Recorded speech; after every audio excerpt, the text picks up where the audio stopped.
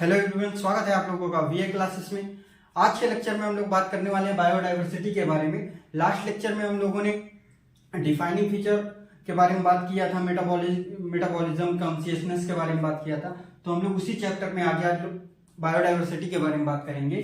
तो बायोडाइवर्सिटी में सबसे पहले हम इसके वर्ड को तोड़ते हैं। तो बायो मीन्स क्या होता है आपका लिविंग,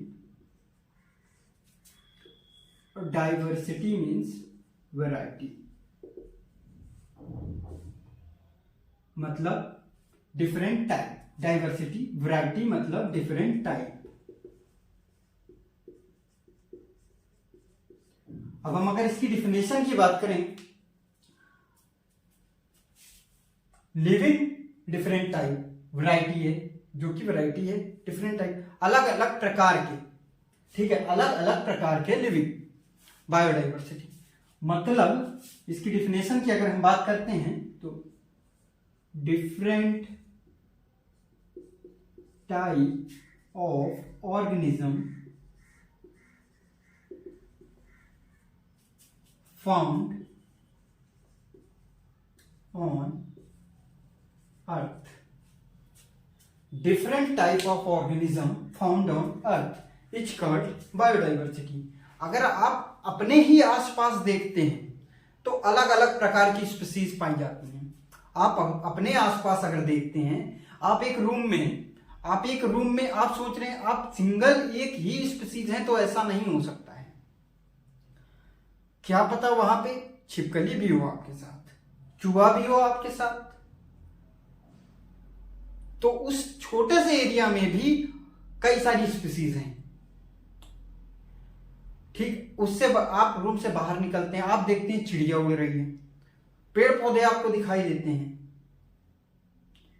तो आप एरिया बढ़ा रहे हैं तो स्पीसीज भी बढ़ रही है, ठीक है। और कई सारी ऐसी स्पीसीज हैं जो आप जिनको खुली आंखों से देख भी नहीं सकते, जिनको देखने के लिए माइक्रोस्कोप की जरूरत पड़ती है। तो आप अगर इस एरिया में हैं तो माना आप सिंगल स्पीसीज हैं, आप थोड़ा बढ़े तो 4-5 स्पीसीज हैं यहाँ पे, ठीक। आप उससे ज्यादा बढ़े और ज्यादा स्पीसीज हैं जो आपको दिखाई दे रहे हैं। मेरे कहने का मतलब जिन्हें आप देख पा रहे हैं, ठीक है। आप यहाँ पे सिंगल हैं, अब मान लीजिए छिपकली किसी टेबल के नीचे, आपको टेबल के नीचे वो दिखाई नहीं दे रही कहाँ, तो आप लगेगा ना कि आप सिंगल ही हैं यहाँ पे। तो आप एरिया, जैसे जैसे आप एरिया बढ़ा रहे हैं, स्पीसीज जो आपकी इंक्रीज हो रही है, ठीक। स्पीसीज आपकी बढ़ रही है। आप जैसे जैसे एरिया को एक्सप्लोर कर रहे हैं वैसे वैसे आपकी स्पीसीज बढ़ रही हैं। अगर हम अब तक की बात करें तो अब तक जो है 1.72 मतलब 17 to 1.8, 17 से 18 लाख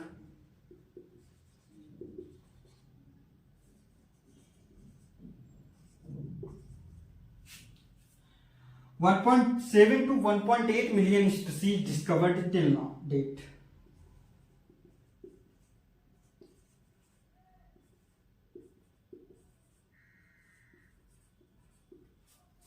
अब तक 17 से 18 लाख टाइप की स्पीसीज डिस्कवर्ड की जा चुकी हैं, जिसमें से आपके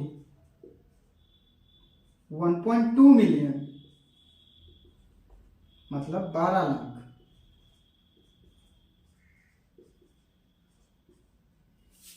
एनिमल्स हैं,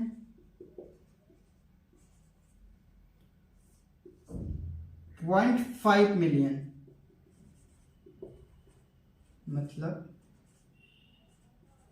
5 लाख प्लांट्स की स्पीसीज हैं आपकी, ठीक है। तो जैसा कि आपने देखा 17 से 18 लाख स्पीसीज अब तक खोजी जा चुकी हैं, 17 से 18 लाख स्पीसीज अब तक डिस्कवर्ड की जा चुकी हैं, जिसमें से 12 लाख स्पीसीज एनिमल्स की हैं और 5 लाख स्पीसीज प्लांट्स की हैं। जबकि रॉबर्ट रे एक साइंटिस्ट थे, उन्होंने कहा था 7 मिलियन स्पीसीज हैं पूरी अर्थ पे। मतलब 70 लाख स्पीसीज हैं पूरे अर्थ में, जिसमें से अब तक केवल और केवल 17 से 18 लाख ही स्पीसीज खोज डिस्कवर्ड की गई हैं। तो ये आपने देख लिया 12 लाख स्पीसीज एनिमल्स की हैं और 5 लाख स्पीसीज आपकी प्लांट्स की हैं। तो अगर हम अब बात करें, हम छोटे एरिया में देख रहे हैं, तो छोटे एरिया में जितनी स्पीसीज हैं और फिर हम उससे बड़े एरिया में गए तो वहां पे और ज्यादा वैरायटी मिली हमें स्पीसीज की, और ज्यादा, और बड़े एरिया में गए उससे ज्यादा वैरायटी मिली हमें स्पीसीज की। तो अगर हम एरिया बढ़ाते जाएंगे तो स्पीसीज की हमें डाइवर्सिटी बढ़ती हुई दिखाई देगी, स्पीसीज हमें ज्यादा मिलेंगी। अगर यहां पे हम बात करें, अगर स्पीसीज को डिस्कवर्ड करने की भी, तो हमें जो है इस एरिया से हम जैसे जैसे एरिया बढ़ाते जाएंगे हम स्पीसीज डिस्कवर्ड कर सकते हैं, मिल सकती है हमें कोई कोई नई स्पीसीज। कई सारी ऐसी स्पीसीज हैं जो कि हम डिस्कवर्ड अभी तक कर ही नहीं पाए, जैसा कि आप लोगों को बताया कि 70 लाख स्पीसीज हैं पूरी अर्थ पे, जिसमें से अब तक 17 से 18 लाख स्पीसीज डिस्कवर्ड की गई हैं। तो अगर हम बात करें, हम नए एरिया में जाएंगे तो कई सारे ऐसे एरिया हैं, कई सारे ऐसे जंगल हैं जहां पर अभी हम लोग पहुंचे ही नहीं। जहां तक हम नए एरिया में जाएंगे हमें स्पीसीज मिलती जाएंगी, और जहां हम लोग नहीं गए, जहां अभी तक हम लोग पहुंचे ही नहीं, तो वहां पे तो और ज्यादा स्पीसीज हमें मिलने के चांसेस होते हैं। अभी तक हम लोग समुद्र के तल तक नहीं गए हैं, समुद्र के अंतरिक्ष पे तो हो आए हैं, समुद्र के तल की अगर हम बात करें, समुद्र के तल पे अभी हम लोग नहीं गए, वहां भी बहुत सारी वैरायटी मिलेगी स्पीसीज की आपकी। कई सारे ऐसे एरिया हैं जहां पे गवर्नमेंट ने बैन लगा के रखा है। अफ्रीका के कई सारे जंगल ऐसे हैं जहां पे अभी तक हम लोग नहीं पहुंचे हैं, वहां भी स्पीसीज आपको मिलती हैं। और कभी कभी ऐसा होता है, कभी कभी क्या, हमेशा ही ऐसा होता है कि आपने, मान लो कि आज आपने इस एरिया को डिस्कवर्ड किया, आपने आज इस एरिया को डिस्कवर्ड किया, ठीक है। इसके बाद फिर आप बढ़ते गए, इधर आपने डिस्कवर्ड किया, यहां पे भी आपको नई वैरायटी मिली, यहां पे भी आपको नई वैरायटी मिली, फिर आप दोबारा आए यहाँ पे, इस एरिया से इस एरिया में आप दोबारा आए, आपको पहले यहां पे 5 वैरायटी, ठीक है। और फिर जब आप यहां पे आए तो आपने जो पहले 5 वैरायटी डिस्कवर्ड की थी, उसमें से तो यार 4 ही वैरायटी बची हैं। कितनी बची? रुको, मार्कर चेंज, कितनी बची हैं? 4 ही वैरायटी बची हैं, लेकिन आपको 3 नई वैरायटी मिल गई, तो टोटल कितनी हो गई आपकी? 7 वैरायटी यहां पे मिल गई आपको। अब आप पहले आए थे तो पहले आपको 5 मिली थी, और फिर जब दोबारा आए तब यहां पे आपको 4 मिली, मतलब वो एक वैरायटी में भी हो सकती है वो एब्सेंट हो गई हो, या आप उसे ढूंढ ही ना पाए हो दोबारा। और ये 3 वैरायटी, जब आपने ये 5 वैरायटी ढूंढी तो मे भी आप इन तक पहुंच ही ना पाए हो उस टाइम पे, ठीक है। और वैसे ही फिर आप इधर गए, यहां पे आपने पहले 10 ढूंढी थी, पहले आपने जब आए थे तो आपने यहां पे 10 वैरायटी देखी थी, 10 वैरायटी। फिर जब आप दोबारा आए तो दोबारा फिर आपने 10 ही वैरायटी देखी स्पीसीज की। तो यहां पे क्या हुआ? यहां पे क्या हुआ कि ना कोई नई वैरायटी आई, ना इनमें से कोई वैरायटी एक्सेंट हुई,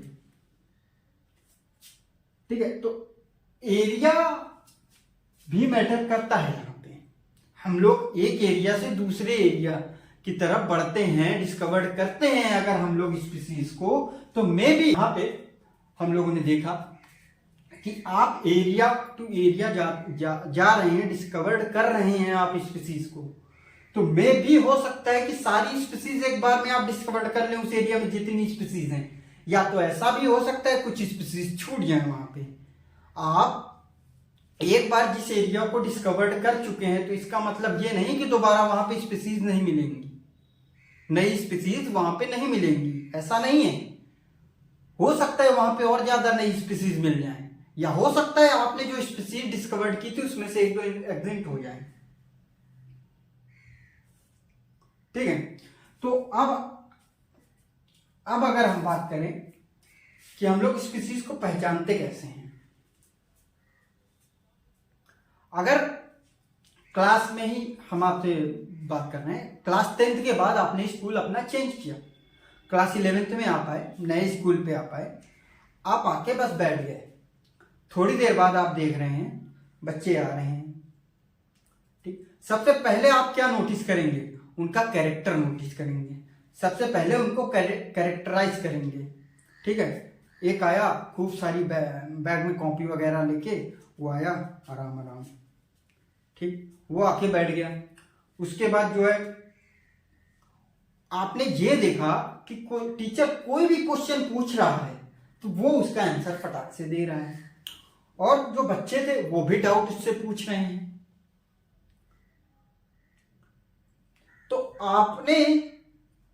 तो आपके दिमाग में कहा कि भाई हो ना हो ये टॉपर है।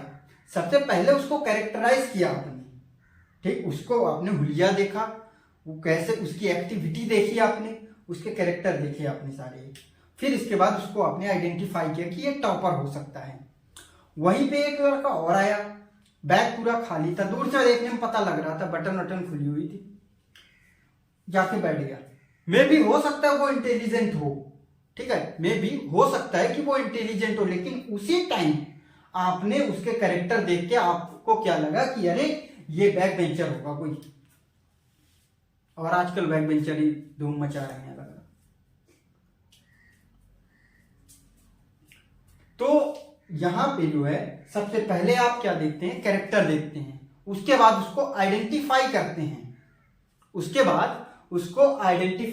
हैं, और फिर इसके बाद उसका नॉमेनक्लेचर, फिर इसके बाद उसका नामकरण करते हैं, ठीक है। अब जैसे मान लीजिए बेबी बॉय हुआ घर पे, अगर तो पहले क्या होता था, नामकरण समारोह होता था, उसमें पंडित जी आते थे, वो देखते थे।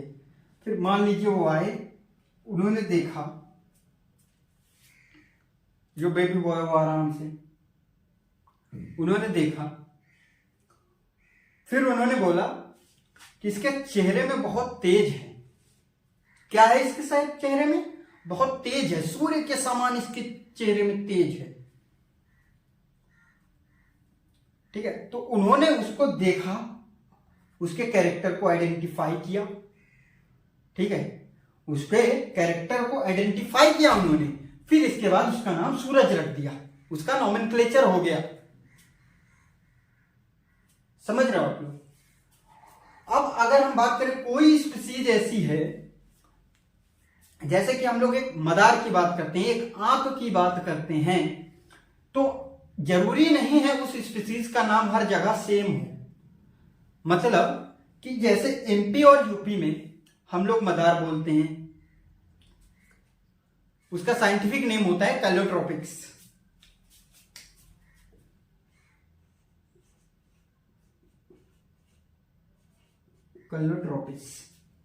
ठीक है। तो यूपी और एमपी में इसको हम लोग मदार बोलते हैं, इसको यूपी और एमपी में मदार बोलते हैं। अब हम लोग अगर बात करें राजस्थान की तरफ, तो इसको बोलते हैं आंख।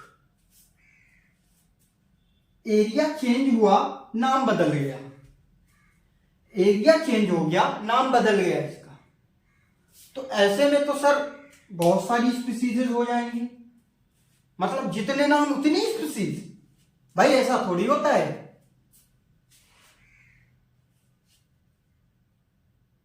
मतलब कि यूपी में जितने लोग हैं, जितने होमोसेपियंस हैं यूपी में, जिनके जिनके नाम अलग अलग हैं, कुछ ऐसे होते हैं जिनके नाम सेम होते हैं। अब जिनके नाम अलग अलग हैं उतनी स्पीसीज हो गई, वो नहीं है भाई, स्पीसीज एक ही है, वो होमोसेपियंस ही है वो, ठीक। और हरियाणा की तरफ आप गए तो इसको बोलते हैं आंकड़ा, वहां इसको बोलते हैं आंकड़ा। तो भाई एरिया चेंज हुआ, उनका नेम चेंज हुआ। तो ये क्या है? ये उनका क्या है? लोकल नेम है, लोकल नेम। तो ये क्या था, ये था इनका लोकल नेम और ये है इसका बायोलॉजिकल नेम।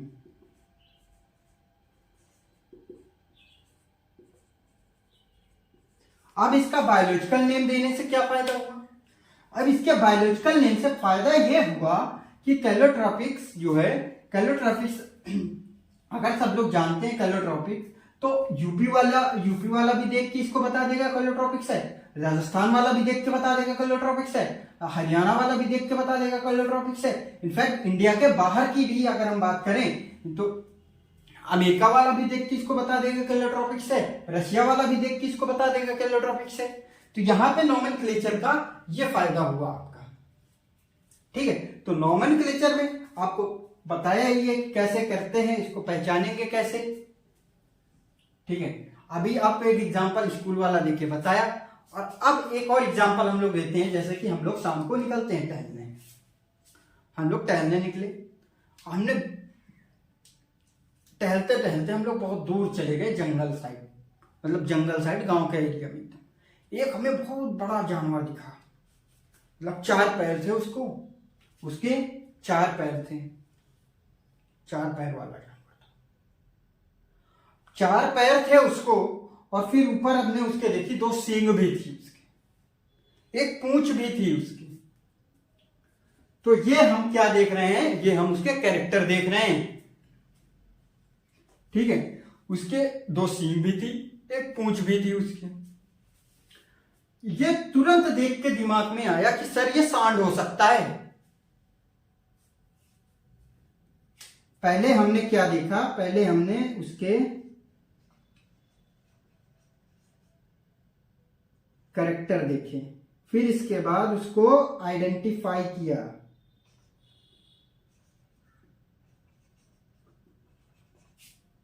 फिर इसके बाद उसका आइडेंटिफिकेशन किया। ठीक है, आइडेंटिफिकेशन के बाद फिर हम लोग उसका करेंगे क्लासिफिकेशन, आइडेंटिफिकेशन करेंगे। आइडेंटिफिकेशन में सर ये क्या हो सकता है, सांड हो सकता है। ठीक है, फिर उसके बाद जो है उसको हमने क्लासिफाई किया,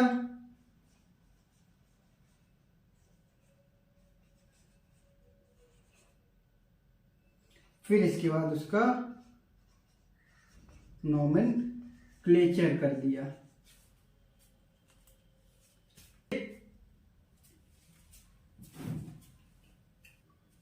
यहां तक हम लोगों ने बात कर ली। एक और एग्जांपल अब लेते हैं कि वहीं पे हम लोगों ने एक छोटा सा जानवर देखा, 4 पैर उसके भी थे, 4 पैर थे लेकिन सींग नहीं थी, पूंछ थी उसकी, हल्का सा टिकी पूंछ भी थी उसकी, छोटे छोटे कान थे उसके, छोटे छोटे उसके कान थे। देखने में ये आया और देख रहे हो, और वो भागती बहुत तेज थी, मतलब वो जानवर जो था छोटा सा वो भाग बहुत तेज रहा था।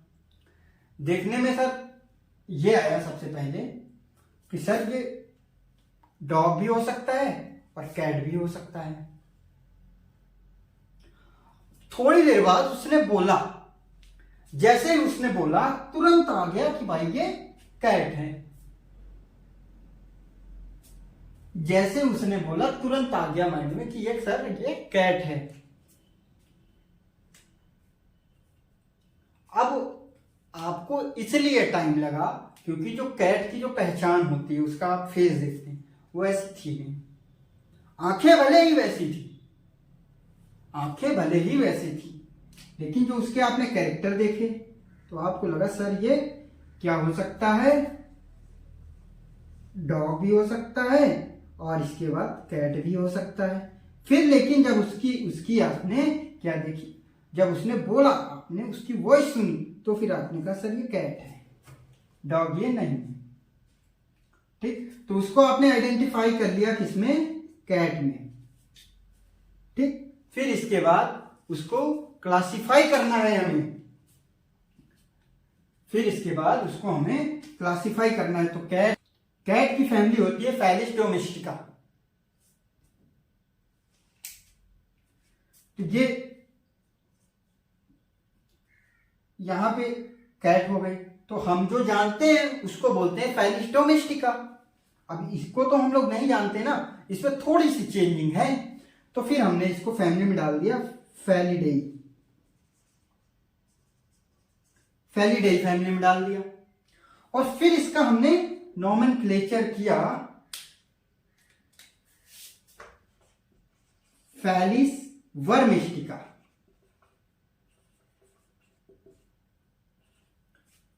फेलिस डोमेस्टिका की जगह वर्मेस्टिका। यह हाइपोथेटिकल है, ऐसी कोई एग्जिस्ट नहीं करती है, यह हाइपोथेटिकल केस हमने लिया है आपको केवल समझाने के लिए कि एक हमें कैट की ऐसी वैरायटी दिखी जिसको हमने आज तक कभी नहीं देखा था। उसमें कुछ जो हम लोग देखते आए हैं इसमें उससे कुछ ना कुछ तो चेंजिंग थी, तो हमने इसका नाम फेलिस वर्मेस्टिका रख दिया और फिर हमने उसी हिसाब से इसको क्लासिफाई कर दिया। अब हम लोग इसी में आगे बढ़ते हैं। इसी में हम लोग आगे देखेंगे कि प्लांट्स के लिए और एनिमल्स के लिए कौन कौन सी ऐसी ब्रांच हैं जहां पे वो नोमेनक्लेचर करते हैं। अब हम लोग प्लांट्स के बारे में बात करते हैं। Plants,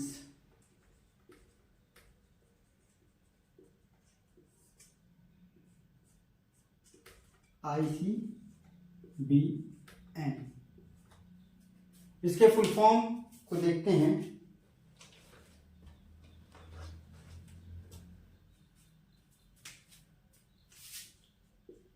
international code for botanical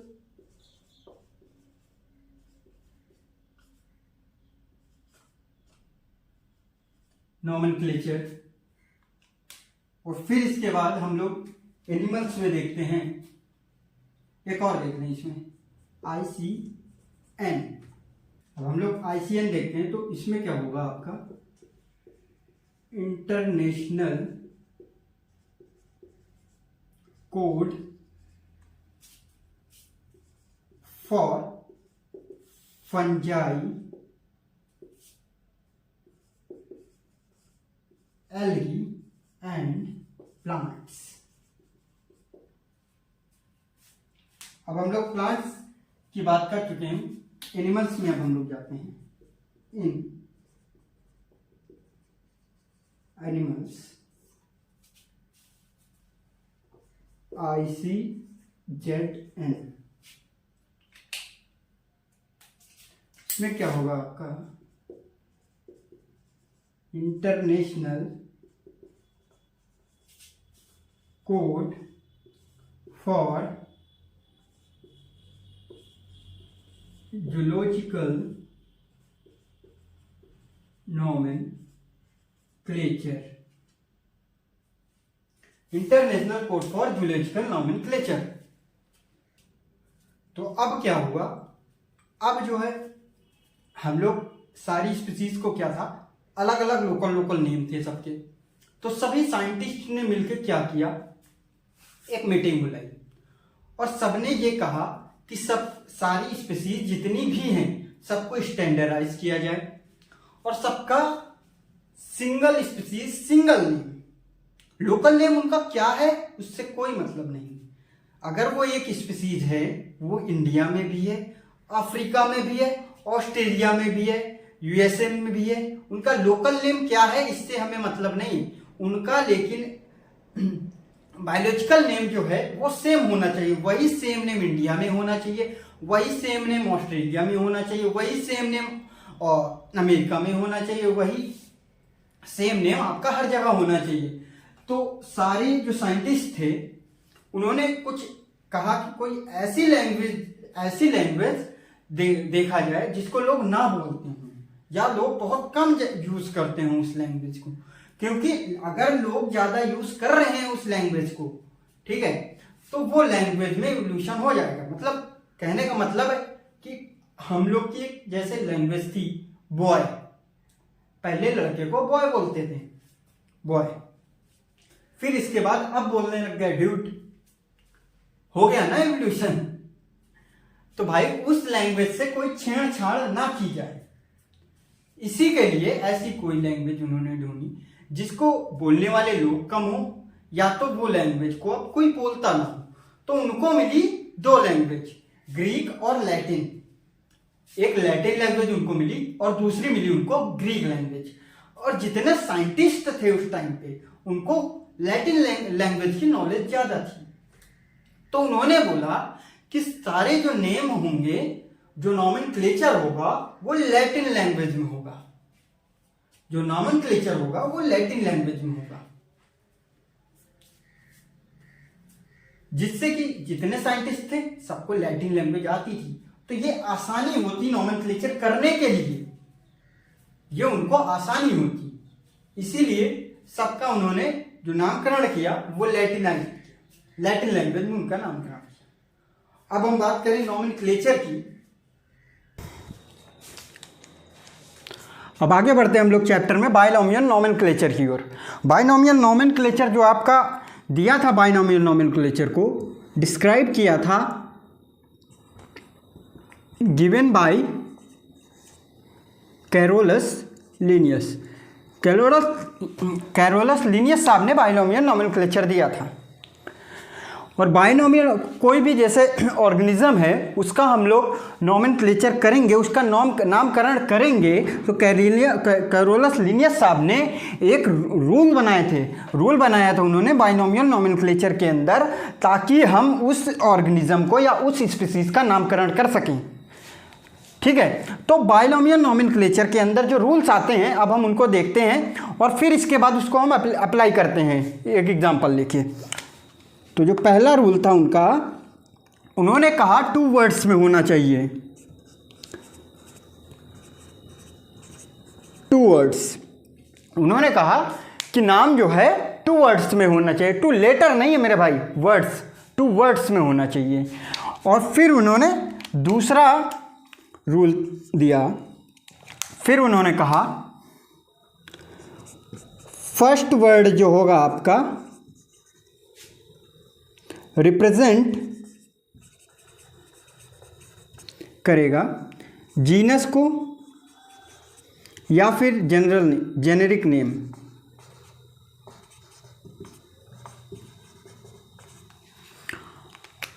फिर इसका थर्ड रूल था, फिर अगला रूल इन्होंने क्या दिया, जो सेकंड वर्ड होगा आपका, जो सेकंड वर्ड होगा वो रिप्रेजेंट करेगा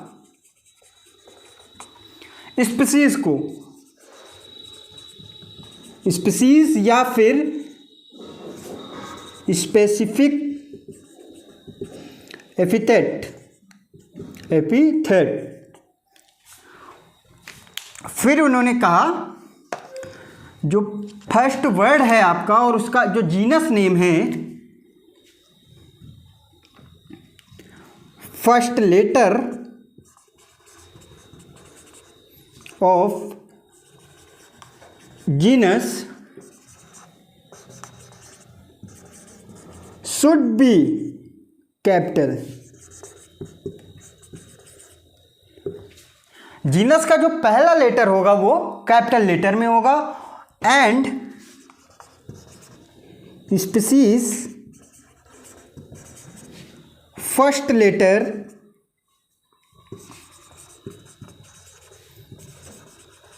शुड बी स्मॉल। और जो स्पीसीज का फर्स्ट लेटर होगा वो स्मॉल होगा। फिर इन्होंने कहा कि जो अगर इसको लिखा जाएगा तो इसकी लैंग्वेज क्या होगी, लैंग्वेज होगी लैटिन। लैटिन लैंग्वेज में लिखा जाएगा। If we printed then the font is italic. इन्होंने कहा अगर लिखा जाएगा तो ये लैटिन लैंग्वेज में लिखा जाएगा, अगर हम प्रिंट करेंगे तो जो उसका फॉन्ट होगा वो इटैलिक में होगा। फिर इन्होंने लास्ट पॉइंट ये बोला कि हैंड रिटन है अगर,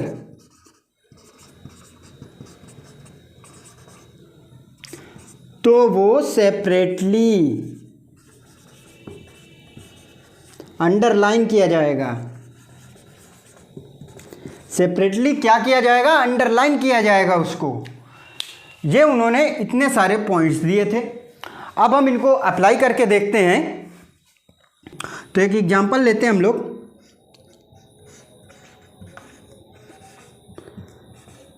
मैंजीफेरा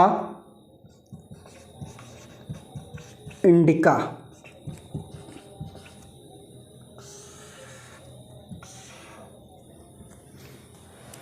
ये एक एग्जांपल लिया हमने मैंजीफेरा इंडिका। ये आम का जो है, मैंगो का बायोलॉजिकल नेम है आपका, मैंगो का बायोलॉजिकल नेम है मैंजीफेरा इंडिका। तो सर यहाँ पे हमने देखा ये तो 3 वर्ड हैं और हम हैरान और परेशान। तो यहाँ पे ना हैरान होने वाली बात है, ना ही परेशान होने वाली कोई बात है। मैंजीफेरा इंडिका लिन, लिन मतलब लीनियस। तो यहाँ पे एक इन्होंने बोला कि अगर कोई ऑर्गेनिज्म या स्पीसीज को कोई साइंटिस्ट डिस्कवर्ड करके उसका नॉमेनक्लेचर करता है तो उसके नाम का एब्रीवेटिव उसके नाम का एब्रीवेट फॉर्म में यहाँ पे लिख देंगे उसका नाम, उसके नाम के एब्रीवेट फॉर्म को उस साइंटिफिक नेम के लास्ट में लिख देंगे। तो यहाँ पे वही हुआ, कैरोलस लिनियस साहब के नाम को, लिन को यहाँ पे लिख दिया गया। तो अब हम लोग ये देखते हैं इस पर सारे रूल्स अप्लाई हो रहे हैं कि नहीं, ये हम लोग देखते हैं। जो हमारा पहला रूल था 2 वर्ड्स में होना चाहिए, ये आपका पहला वर्ड है, ये आपका दूसरा वर्ड है 2 words. First word represent genus, ये आपका क्या है? ये आपका जीनस है। और ये आपका क्या है? स्पीसीज है, ठीक है। और फर्स्ट लेटर और जीनस का क्या होना चाहिए? कैपिटल, ये आपका कैपिटल है। और ये स्पीसीज का फर्स्ट लेटर क्या होना चाहिए? स्मॉल, ये आपका स्मॉल है, ठीक है। और ये लैटिन में होना चाहिए, ठीक है। अब यार समझ जाओ ना भाई, ये लैटिन में लिखा है, समझ जाओ ना, हैंड रिटन है ना। और फिर इसके बाद क्या था कि हैंड रिटन है तो सेपरेटली अंडरलाइन होना चाहिए, ये सेपरेटली अंडरलाइन भी है, ठीक है। तो यहाँ पे हमने मैंजीफेरा इंडिका का एग्जांपल लिया। अब आगे हम लोग नेक्स्ट लेक्चर पे बात करेंगे टैक्सोनॉमी पे। नेक्स्ट लेक्चर में हम लोग टैक्सोनॉमी पे बात करेंगे, तो वहाँ पे और ज़्यादा एग्जांपल लेंगे वहाँ पे, तो और अच्छे से हम लोग सीख पाएंगे और अच्छे से रिलेट कर पाएंगे हम इसको। तो अगर आप लोगों को आज के लेक्चर में कोई डाउट हुआ हो या कोई आपकी क्वेरी हो तो नीचे कमेंट सेक्शन में मेंशन कर दीजिएगा। और डिस्क्रिप्शन बॉक्स में हमारे टेलीग्राम चैनल की लिंक है, उसको आप ज्वाइन कर लीजिएगा, वहीं पे हम DPP शेयर करते हैं। और चलिए आज की बातें यहीं तक करते हैं, बाकी बातें नेक्स्ट लेक्चर में करेंगे। तब तक के लिए थैंक यू, धन्यवाद।